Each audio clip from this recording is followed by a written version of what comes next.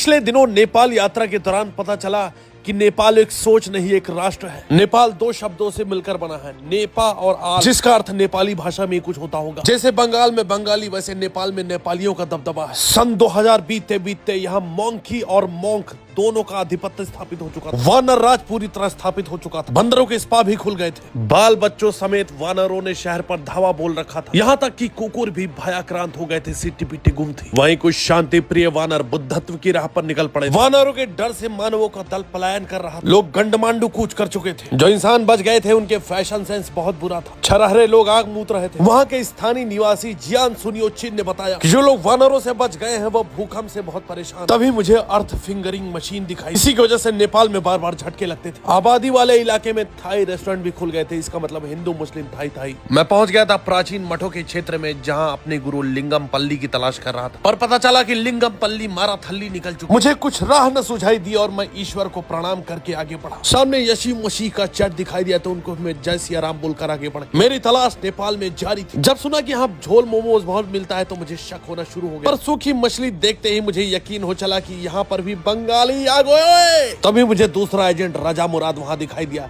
जो कुप्पी से मलाई की चटाई कर रहा। मेरे मुंह में पानी आ गया, मैंने भी मलाई चाट ली। नेपाल में खुखरी बहुत प्रसिद्ध है। मुझे आश्चर्य तब हुआ जब खुखरी खरीदने कुकुरी पहुंच गई थी। मैं तुरंत वहाँ से निकल गया।